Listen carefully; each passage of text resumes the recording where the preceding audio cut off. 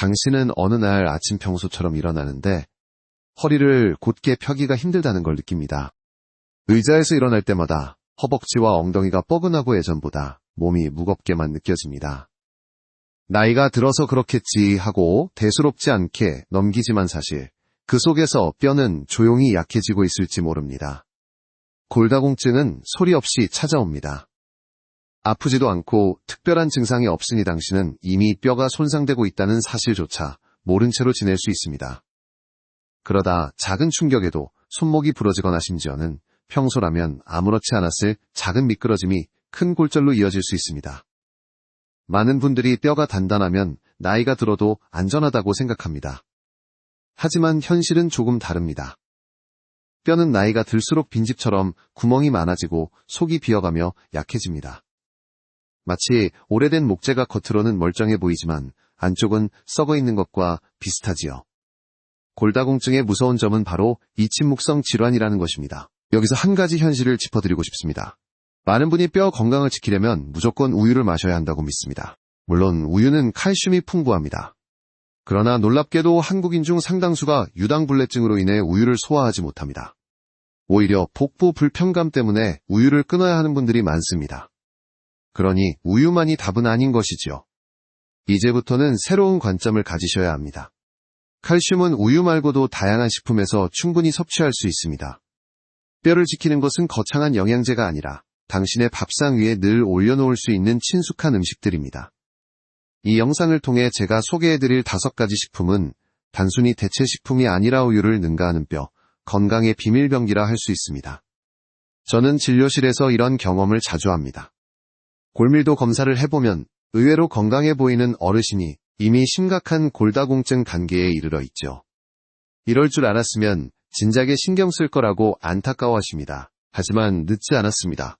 지금이라도 작은 습관을 바꾸면 뼈는 충분히 회복의 길을 걸을 수 있습니다. 그리고 여기서 꼭 말씀드리고 싶은 것이 있습니다. 이 영상이 도움이 되셨다면 구독과 좋아요 눌러주세요. 작은 실천이 건강을 바꿀 수 있습니다. 오늘은 뼈 건강에 꼭 필요한 칼슘 이야기를 드리며 우유 대신에도 충분히 챙길 수 있는 방법을 하나하나 알려드리겠습니다. 이제 본격적으로 왜 나이 들수록 칼슘이 더 중요한지부터 살펴보겠습니다. 당신이 젊었을 때는 뼈가 단단했습니다. 계단을 오르내려도 무릎이 잘 버텼고 넘어져도 금방 회복되곤 했지요. 하지만 나이가 들수록 상황이 달라집니다. 몸속에서 칼슘을 흡수하는 능력이 점점 떨어집니다. 같은 음식을 먹어도 젊을 때와 달리 뼈로 전달되는 칼슘이 줄어드는 것입니다. 게다가 뼈는 끊임없이 낡은 세포를 없애고 새로운 세포로 채우는 이 모델링을 반복합니다. 이 과정이 원활할 때는 문제가 없지만 나이가 들면 파괴되는 속도가 생성되는 속도보다 더 빨라집니다. 그 결과 뼈는 점점 비어가고 약해지는 것이죠. 여성의 경우, 특히 폐경 이후 호르몬 변화로 뼈 손실이 급격하게 진행됩니다. 남성도 안심할 수 없습니다. 대략 60세를 지나면서 남성의 뼈 밀도도 꾸준히 줄어듭니다. 마치 매일 조금씩 통장이 비어가는 것처럼 눈에 보이지 않게 뼛속 칼슘이 줄어들고 있는 겁니다. 이 과정에서 중요한 질문이 생깁니다. 그러면 칼슘만 챙기면 되는 걸까? 정답은 부분적으로 맞지만 충분하지 않다입니다. 칼슘은 뼈의 기본 재료입니다. 그러나 아무리 재료가 많아도 제대로 흡수되지 않으면 소용이 없습니다. 또한 뼈를 만드는 세포들이 활발히 움직일 수 있는 환경도 필요합니다. 그래서 단순히 칼슘 보충제를 먹는 것만으로는 해결이 되지 않습니다. 제가 진료실에서 자주 만나는 분들 중 일부는 칼슘제를 성실히 복용하는데도 골밀도 검사에서 큰 개선이 없다는 결과를 봤습니다. 그 이유는 다양합니다. 위장에서 칼슘이 잘 흡수되지 않는 체질일 수도 있고 동시에 비타민 D 부족으로 칼슘이 뼈에 정착하지 못했을 수도 있습니다. 또 지나치게 짠 음식이나 카페인을 많이 섭취해 몸 밖으로 칼슘이 빠져나가 버리기도 합니다. 결국 칼슘이 왜 더 필요한가를 이해하려면 뼈라는 집을 짓는 전체 과정을 보아야 합니다. 여기서 조금 의외의 사실을 하나 말씀드리겠습니다. 칼슘은 뼈에만 중요한 것이 아닙니다. 심장 박동을 유지하고 근육이 움직이도록 독고신경 신호를 전달하는데도 반드시 필요합니다. 그러니 칼슘이 부족하면 단순히 뼈만 약해지는 게 아니라 전신의 균형이 흔들립니다. 가끔 어르신들이 다리에 쥐가 자주 나거나 이유 없는 피로를 호소할 때도 그 이면에는 칼슘 부족이 자리 잡고 있는 경우가 많습니다. 물론 학계에서도 논란이 있습니다. 어떤 연구는 칼슘 보충제가 심혈관 질환 위험을 높일 수 있다고 경고합니다. 또 어떤 연구는 그런 연관성이 미약하다고 말합니다. 확실한 것은 과잉 섭취보다는 음식으로 자연스럽게 적당히 섭취하는 것이 훨씬 안전하고 효과적이라는 점입니다. 결국 나이가 들수록 칼슘은 단순한 영양소가 아니라 당신의 전신 건강을 지탱하는 기둥과도 같습니다. 뼈가 무너지는 순간 삶의 질은 크게 떨어집니다. 계단을 오르는 것, 친구를 만나러 나가는 것, 심지어 화장실을 가는 일상마저 힘들어집니다. 그렇기 때문에 칼슘을 챙긴다는 것은 단순한 예방이 아니라 내일의 자유를 지키는 일입니다. 이제 많은 분들이 궁금해하시는 질문으로 넘어가 보겠습니다. 그렇다면 왜 사람들은 아직도 우유만을 칼슘의 답이라고 믿고 있을까? 바로 다음에서 그 이유와 우유가 모든 사람에게 최선의 선택이 아닌 까닭을 알려드리겠습니다. 당신은 아마 이런 말을 수없이 들어보셨을 겁니다. 뼈 건강을 위해서는 매일 우유 한 잔씩 마셔라. 실제로 많은 광고와 학교 급식 문화가 그렇게 우리에게 각인시켰습니다. 그래서 지금도 많은 어르신들이 칼슘을 챙길 때 가장 먼저 떠올리는 것이 바로 우유입니다. 하지만 여기에는 우리가 꼭 짚어야 할 중요한 문제가 있습니다. 첫째, 한국인 중 상당수는 유당불내증을 가지고 있습니다. 즉, 우유 속의 당분인 유당을 분해하는 효소가 부족하거나 거의 없는 경우가 많다는 뜻이지요. 이 때문에 우유를 마시면 배가 더부룩해지고 가스가 참여 심한 경우 설사까지 이어집니다. 젊었을 때는 몰랐는데 나이가 들수록 이런 증상이 점점 심해져서 결국 우유를 끊게 되는 경우도 많습니다. 이렇게 되면 오히려 칼슘 섭취를 위해 마신 우유가 당신의 생활을 불편하게 만드는 주범이 됩니다. 둘째, 우유에만 의존하는 것은 균형 잡힌 영양에 맞지 않습니다. 우유에는 칼슘뿐 아니라 포화지방과 단백질도 들어있습니다. 물론 적당히 섭취하면 문제가 되지 않지만 일부 연구에서는 우유를 지나치게 많이 마실 경우 심혈관 질환이나 전립선암 위험과 관련이 있을 수 있다고 지적합니다. 반대로 우유가 심혈관 건강에 큰 영향을 주지 않는다는 연구도 있습니다. 즉, 의학계에서도 아직 의견이 완전히 일치하지 않는 부분이죠. 중요한 건 적당히와 체질에 맞게라는 원칙입니다. 셋째, 많은 분들이 잘 모르는 사실이 있습니다. 우유에 들어있는 칼슘은 흡수율이 생각보다 낮을 때가 있다는 점입니다. 특히 카페인이나 염분이 많은 음식을 자주 드신다면 몸이 받아들인 칼슘이 소변을 통해 빠져나가 버리기도 합니다. 그러니 우유 한 잔이면 충분하다는 생각은 실제로는 큰 착각일 수 있습니다. 제가 진료실에서 만난 한 70대 환자분의 사례가 기억납니다. 그분은 평생 아침마다 우유를 마셨습니다. 그런데도 골밀도 검사 결과는 이미 중등도 골다공증이었습니다. 그분은 놀라며 이렇게 말씀하셨습니다. 선생님, 저는 우유를 한 번도 거른 적이 없는데 왜 이렇게 된 겁니까? 제가 설명드렸지요. 우유만으로는 부족하고 체질에 따라 흡수가 잘 되지 않을 수 있으며 무엇보다 다양한 음식에서 칼슘을 골고루 챙겨야 한다고 말입니다. 그렇다고 해서 우유를 완전히 피하라는 뜻은 아닙니다. 잘 맞는 분이라면 하루 한두 잔은 충분히 도움이 됩니다. 다만 모든 사람이 무조건 우유를 마셔야 한다는 고정관념은 내려놓으셔야 합니다. 중요한 것은 당신의 몸이 편안하게 받아들이는 방식으로 칼슘을 섭취하는 것입니다. 여기서 우리는 중요한 질문 앞에 서게 됩니다. 그렇다면 우유 대신 어떤 음식들이 뼈 건강을 지켜줄 수 있을까? 지금부터 소개할 5가지 식품이 바로 그 해답입니다. 그 첫 번째 주인공은 사실 당신의 밥상에서 가장 친숙하게 만나왔던 작은 생선들입니다. 당신의 밥상에 가장 자주 오르내리던 반찬 중 하나, 바로 멸치입니다. 겉으로는 작고 소박해 보이지만 사실 이 작은 생선이야말로 뼈 건강을 지키는 최고의 칼슘 창고입니다. 특히 머리와 뼈째 먹을 수 있는 생선일수록 칼슘 함량이 압도적으로 높습니다. 그래서 예로부터 어르신들이 멸치볶음을 자주 드신 이유가 단순히 반찬으로 간편해서만은 아니었습니다. 뼈를 튼튼히 하고 아이들의 성장에도 좋다는 지혜가 전해 내려온 것이죠. 멸치 한 줌에는 우유 한 컵에 버금가거나 그 이상에 해당하는 칼슘이 들어 있습니다. 게다가 멸치는 단백질, 마그네슘인 같은 뼈 형성에 필요한 미네랄도 풍부합니다. 즉 단순히 칼슘 보충제가 아니라 뼈를 지탱하는 전체 재료를 함께 제공하는 종합 세트와 같은 식품입니다. 멸치 외에도 우리가 흔히 먹는 뼈째 먹는 생선들이 있습니다. 예를 들어 작은 정어리, 통조림이나 꽁치, 그리고 조기 같은 생선들도 뼈째 씹어 먹을 수 있다면 훌륭한 칼슘 공급원이 됩니다. 실제로 지중해 식단이 건강한 이유 중 하나도 바로 이 뼈째 먹는 작은 생선들 덕분이라는 연구 결과가 있습니다. 다만 여기에도 주의할 점이 있습니다. 멸치는 소금에 절여 건조된 경우가 많아 나트륨 함량이 높습니다. 고혈압이나 신장질환이 있는 분들은 조리할 때 반드시 물에 한번 헹구거나 데쳐서 나트륨을 줄이는 지혜가 필요합니다. 또한 간장이나 고추장 양념을 과하게 넣으면 오히려 뼈 건강에 해로울 수 있습니다. 칼슘을 얻자고 먹다가 나트륨 때문에 칼슘이 빠져나가는 악순환이 생길 수 있으니까요. 제가 진료실에서 만난 한 65세 여성 환자분은 평생 우유를 거의 마시지 않았습니다. 그런데도 골밀도 검사를 해보니 나이에 비해 비교적 양호한 수치를 보였지요. 비결을 물어보님에 끼니마다 멸치를 넣은 국물이나 나물 무침을 즐겨 드셨다고 합니다. 우유는 체질에 안 맞아서 안 먹었는데 멸치가 제 뼈를 지켜줬네요. 라고 웃으시던 그분의 얼굴이 지금도 생생히 기억납니다. 학계에서도 인정하는 사실은 멸치 같은 소형 어류는 흡수율이 뛰어나다는 점입니다. 뼈째 씹어 먹으면서 칼슘이 잘 방출되고 위산과 만나면서 흡수가 촉진됩니다.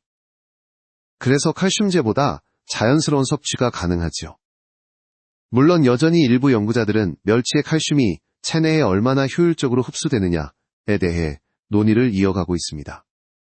하지만 임상 현장에서 보면 꾸준히 멸치를 즐겨 드신 분들의 뼈 건강이 비교적 안정적인 경우가 많습니다.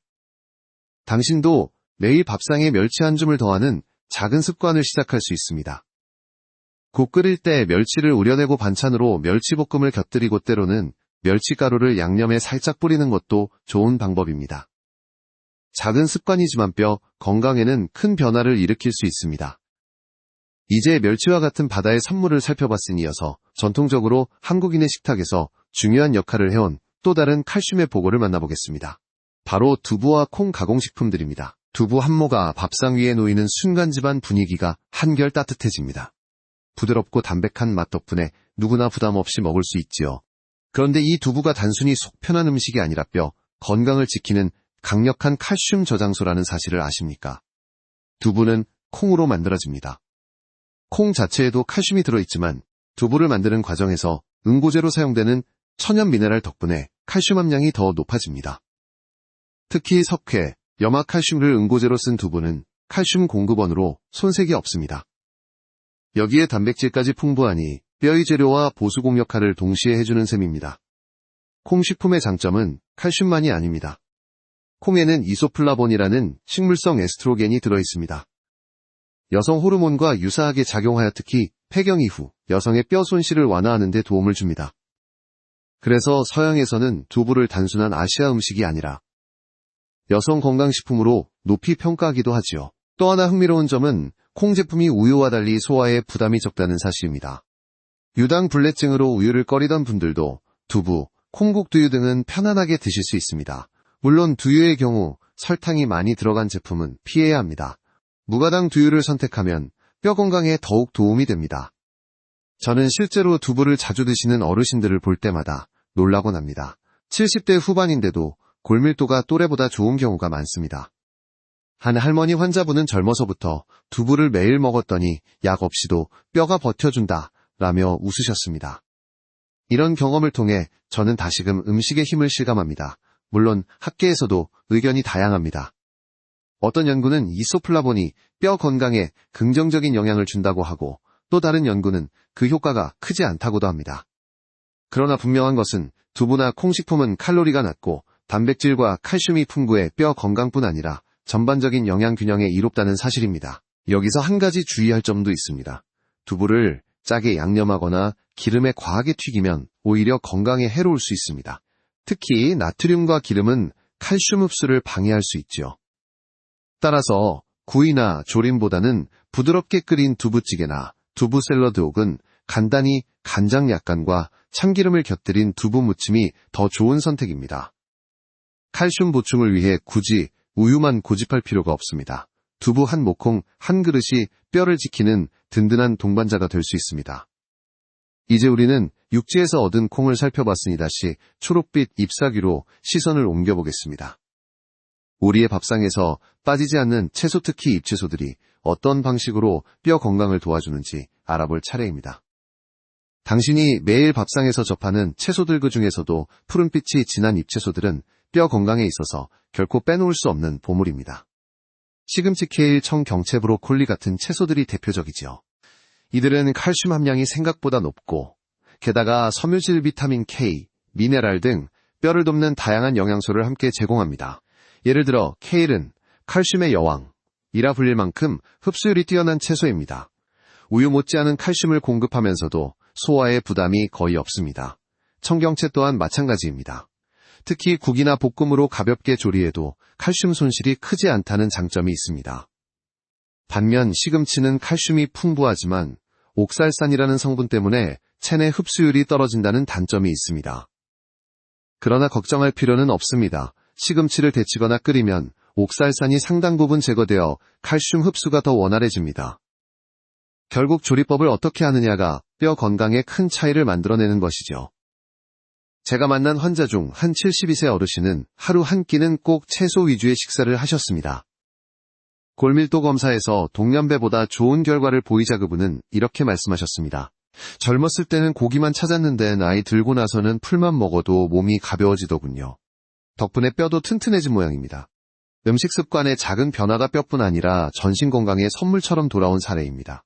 잎채소의 또 다른 장점은 비타민 K입니다. 이 비타민은 뼈 단백질인 오스테오칼신을 활성화시켜 칼슘이 뼈에 더 잘 자리 잡게 돕습니다. 사실 많은 분들이 비타민 K를 혈액 응고에만 필요하다고 알고 계시지만 뼈 건강에도 매우 중요한 역할을 한다는 사실은 잘 알려져 있지 않습니다. 학계에서도 흥미로운 논의가 있습니다. 어떤 연구자들은 잎채소를 많이 섭취하면 골절 위험이 줄어든다고 보고하고 또 다른 연구는 효과는 있지만 생각보다 크지 않다고 평가하기도 합니다. 하지만 공통된 결론은 분명합니다. 꾸준히 잎채소를 먹는 습관은 뼈와 전반적인 건강에 이롭다는 점입니다. 여기서 한 가지 생활 팁을 드리겠습니다. 칼슘 흡수율을 높이고 싶다면 잎채소를 기름에 살짝 볶아 드세요. 지용성 비타민들이 함께 흡수되면서 칼슘 이용률이 더 올라갑니다. 참기름 한 방울, 들기름 한 숟갈이면 충분합니다. 결국 잎채소는 밥상 위의 녹색 보험입니다.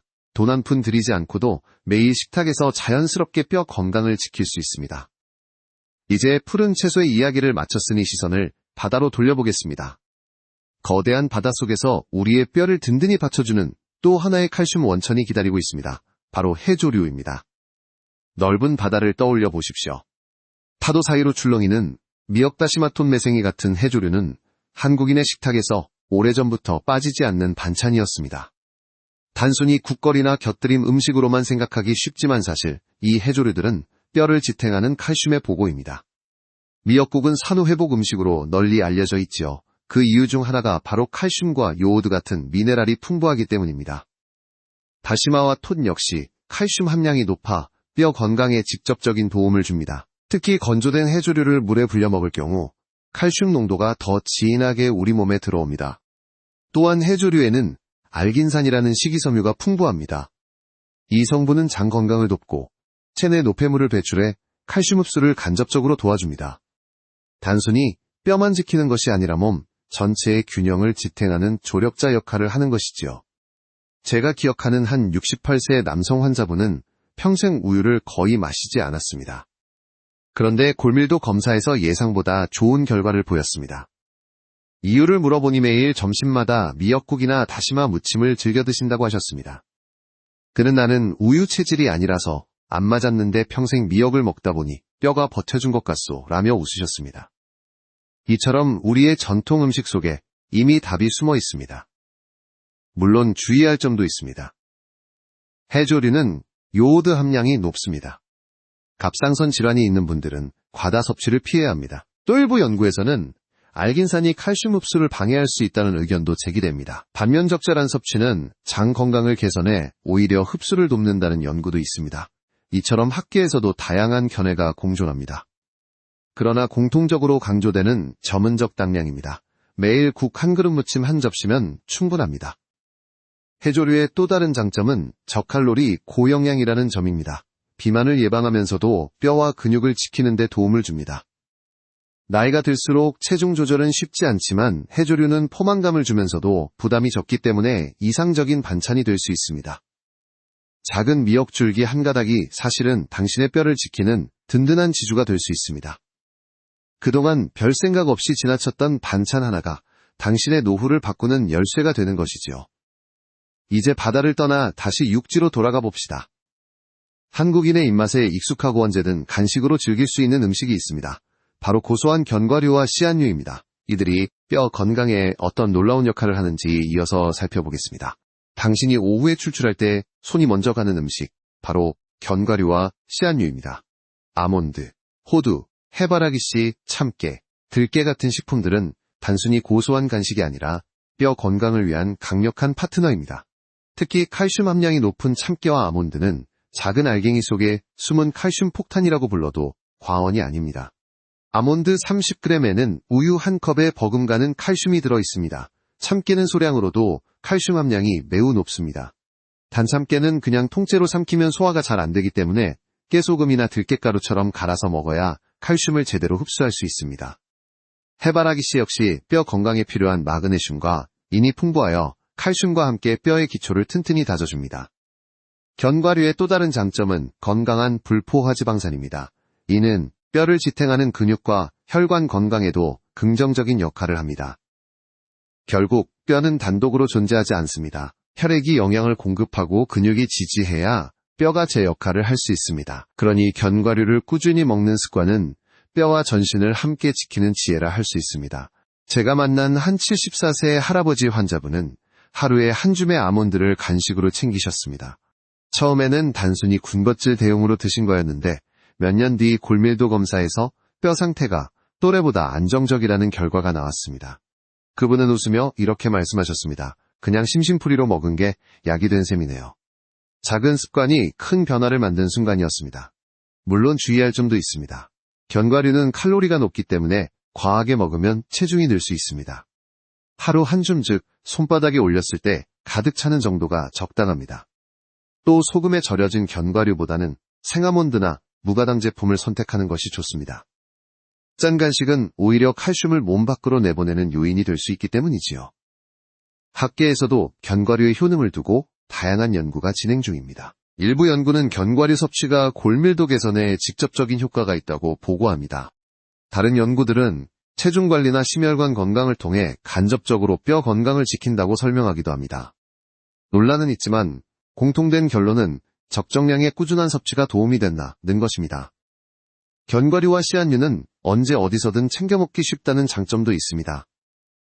외출 시 작은 봉지에 담아 다니거나 요거트에 뿌려 먹고 샐러드에 곁들이면 간단히 일상에 녹일 수 있습니다. 그 작은 한 줌이 당신의 뼈와 근육을 든든히 지켜줄 것입니다. 이제 칼슘의 다양한 원천을 살펴보았지만 뼈 건강은 칼슘만으로 해결되지 않습니다. 칼슘이 몸에 잘 자리 잡도록 도와주는 숨은 조력자들이 있습니다. 바로 비타민 D와 마그네슘입니다. 다음에서 이들의 역할을 알아보겠습니다. 칼슘이 아무리 많아도 그것이 뼈에 제대로 흡수되지 않으면 무용지물입니다. 마치 건축 자재가 창고에 쌓여 있지만 집을 짓는 기술자와 현장 관리자가 없다면 집이 세워지지 않는 것과 같습니다. 여기서 중요한 역할을 맡는 숨은 조력자가 바로 비타민 D와 마그네슘입니다. 비타민 D는 칼슘이 장에서 흡수되어 뼈로 이동하는 길을 열어주는 열쇠와 같은 존재입니다. 햇빛을 받으면 피부에서 자연스럽게 합성되지만 나이가 들수록 합성 능력이 떨어집니다. 게다가 요즘은 외출 시간이 줄고 자외선을 피하려는 습관 때문에 비타민 D 부족이 매우 흔합니다. 실제로 제 진료실에 오시는 60세 이상 환자분들의 절반 이상이 혈액검사에서 비타민 D 결핍 상태를 보입니다. 햇볕을 매일 쬐는데도 부족하다고요? 하고 놀라시는 경우가 많습니다. 하지만 나이가 들면 피부의 합성 능력이 20에서 30대의 절반 이하로 떨어지기 때문에 햇빛만으로는 충분하지 않을 때가 많습니다. 마그네슘은 또 다른 열쇠입니다. 칼슘이 뼈에 고정되도록 도와주고 동시에 근육과 신경의 안정에도 기여합니다. 마그네슘이 부족하면 칼슘이 제자리를 찾지 못해 혈관이나 연조직에 쌓일 위험이 커집니다. 그래서 칼슘만 챙기고 마그네슘은 소홀히 하면 오히려 역효과가 날 수 있습니다. 저는 환자분들께 종종 이렇게 비유합니다. 칼슘은 벽돌이고 비타민 D는 벽돌을 나르는 인부, 마그네슘은 벽돌을 단단히 고정시키는 시멘트입니다. 세 가지가 함께 있어야 튼튼한 집이 지어집니다. 사실 비타민 D와 마그네슘의 중요성은 최근에 와서야 크게 주목받기 시작했습니다. 예전에는 칼슘만 강조했지요. 그러나 여러 연구에서 비타민 D 부족이 골다공증과 골절 위험을 높인다는 사실이 밝혀지면서 이제는 비타민 D와 마그네슘의 균형 섭취가 핵심으로 떠올랐습니다. 물론 학계에서도 논란은 있습니다. 어떤 연구는 비타민 D 보충이 골절 예방에 큰 도움이 된다고 하고 또 다른 연구는 효과가 생각보다 제한적이라고 말합니다. 하지만 환자들의 실제 사례를 보면 비타민 D와 마그네슘을 함께 보충한 분들이 확실히 뼈 건강이 안정되는 경우가 많습니다. 생활 속에서 쉽게 챙길 방법도 있습니다. 비타민 D는 매일 아침 햇볕을 20분 정도 쬐는 것만으로도 도움이 됩니다. 또 연어, 고등어, 달걀, 노른자에도 풍부합니다. 마그네슘은 견과류, 바나나, 현미시금치 같은 음식에서 얻을 수 있습니다. 특별한 영양제를 사지 않아 또 일상적인 식사만으로 충분히 보완할 수 있는 것이지요. 칼슘은 혼자 힘으로 뼈를 지킬 수 없습니다. 당신이 매일 챙기는 작은 햇볕 그리고 곁들여 먹는 한 줌의 견과류가 칼슘을 제자리에 머물게 하는 든든한 조력자가 됩니다. 이제 뼈에 좋은 영양소들을 살펴봤으니 반대로 뼈 건강을 방해하는 생활 습관을 알아볼 차례입니다.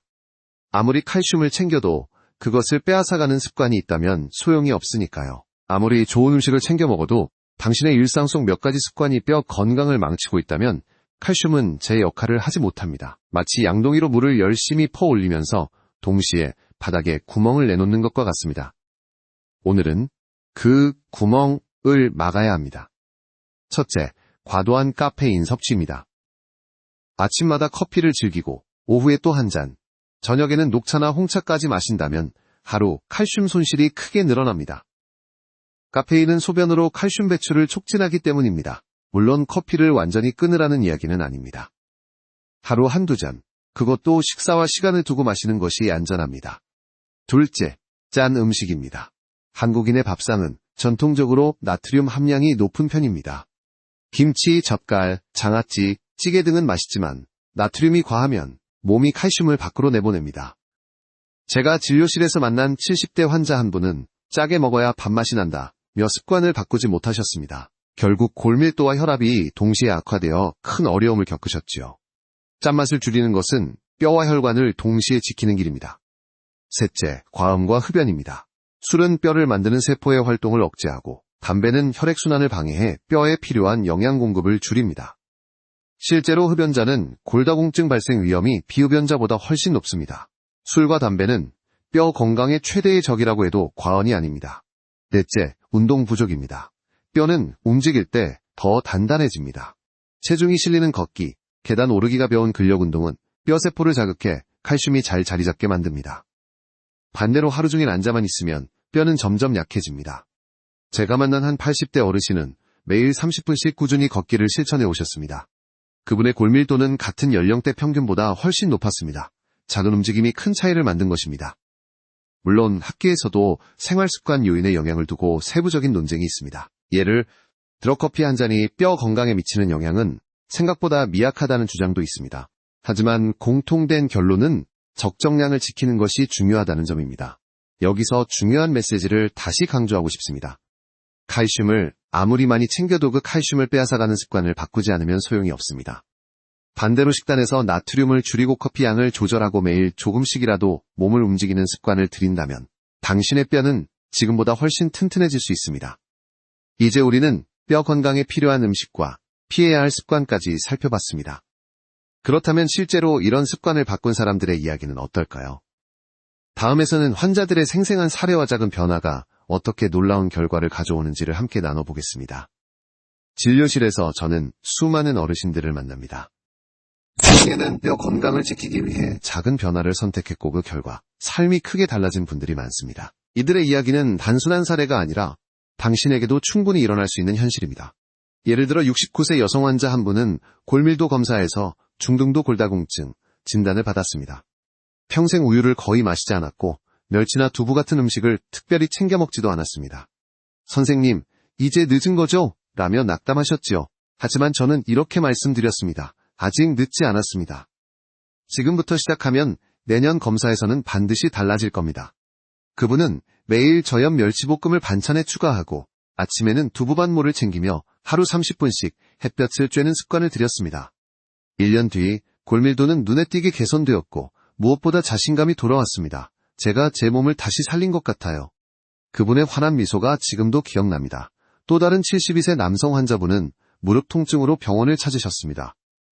검사 결과 골밀도는 낮았지만 다행히 아직 골절은 없었습니다. 저는 견과류와 해조류를 매일 챙기도록 권유했고 카페인을 줄이도록 말씀드렸습니다. 처음에는 귀찮아 하시던 분이었는데 2달쯤 지나니 무릎 통증이 줄고 활력이 돌아왔다고 하셨습니다. 이후 그분은 주변 친구들에게 하루 한 줌 아몬드와 미역국 한 그릇이 나를 살렸다고 전파하는 건강 전도사가 되셨습니다. 물론 모든 환자분들이 같은 속도로 좋아지는 것은 아닙니다. 어떤 분은 6개월 만에 변화가 보이기도 하고 어떤 분은 2에서 3년이 걸리기도 합니다. 학계에서도 생활습관 변화만으로 골밀도를 얼마나 개선할 수 있는가에 대해 다양한 의견이 있습니다. 하지만 공통적으로 인정하는 사실은 꾸준한 실천은 반드시 긍정적인 결과를 만든다는 점입니다. 이야기를 나누다 보면 어르신들이 자주 이런 말씀을 하십니다. 내 나이에 뭘 새삼 바꿀 수 있겠어. 하지만 실제로는 70대든 80대든 변화를 시작한 분들은 하나같이 삶의 질이 달라졌다고 말합니다. 이는 단순히 수치의 개선이 아니라 다시 걸을 수 있는 기쁨, 친구와 나들이를 가는 즐거움, 손주와 놀아줄 수 있는 행복으로 이어집니다. 당신의 작은 선택이 이렇게 큰 변화를 만들 수 있습니다. 오늘 저녁 밥상에서 멸치 한 줌을 올리고 내일 아침 두부 반모를 챙기고 오후에 20분 햇볕을 쬐는 것. 이 단순한 행동들이 당신의 뼈와 인생을 다시 세울 수 있습니다. 이제 마지막으로 우리가 함께 걸어온 이야기를 정리하며 오늘의 작은 실천이 내일 어떤 희망으로 이어질 수 있는지 따뜻하게 마무리하겠습니다. 당신의 하루를 천천히 떠올려 보십시오. 아침에 눈을 뜨고 일어나는 순간 허리가 곧게 펴지는 느낌. 계단을 내려갈 때 무릎이 버텨주는 안정감. 손주와 손을 잡고 공원을 걸을 때 느껴지는 여유와 즐거움. 이 모든 평범한 순간이 사실은 뼈가 튼튼해야 누릴 수 있는 삶의 선물입니다. 우리는 지금까지 골다공증이 조용히 찾아오는 이유, 나이 들수록 칼슘이 필요한 까닭, 그리고 우유가 전부가 아니라는 사실을 확인했습니다. 이어서 멸치, 두부, 잎채소, 해조류 견과류와 씨앗류까지 5가지 음식이 뼈 건강을 지켜주는 든든한 동반자임을 살펴보았습니다. 그리고 칼슘을 제자리에 머물게 해주는 비타민 D와 마그네슘, 또 칼슘을 빼앗아가는 생활습관까지 함께 이야기했지요. 중요한 것은 이 모든 지식이 단순한 정보에 그치지 않고 당신의 생활 속 작은 습관으로 이어질 때 진짜 힘을 발휘한다는 점입니다. 밥상에 멸치 한 줌을 더하고 두부를 반찬으로 올리고 잎채소와 해조류를 곁들이며 하루 한 줌 견과류를 챙기는 것. 그리고 아침 햇볕 아래에서 20분 정도 걸음을 옮기고 짠 음식과 커피를 줄이는 것. 이 작고 평범한 선택들이 모여 내일의 뼈를 만들고 내년의 자유를 지켜줍니다. 저는 오랜 세월 진료실에서 어르신들을 만나면서 깨달았습니다. 건강은 거창한 변화로 오는 것이 아니라 사소한 선택이 쌓여 삶을 바꾼다는 사실입니다. 선생님, 제가 할 수 있는 게 있군요. 라며 눈빛이 달라지는 순간 그때부터 회복은 이미 시작된 것입니다. 이제 당신에게 필요한 것은 거대한 결심이 아니라 작은 실천입니다. 오늘 저녁 식탁에 무엇을 올릴지, 내일 아침 어떤 습관으로 하루를 열지, 바로 그 순간이 뼈와 삶을 지키는 출발점입니다. 따뜻한 햇살이 비추는 공원을 걷는 자신을 떠올려 보십시오. 허리가 꼿꼿하고 발걸음이 가볍고 웃음이 자연스럽게 번지는 모습, 그 변화는 멀리 있지 않습니다. 오늘의 작은 한 걸음이 바로 내일의 큰 자유로 이어집니다. 지금 시작하시면 내년 이맘때는 전혀 다른 삶이 펼쳐질 수 있습니다. 오늘이 그 첫걸음입니다.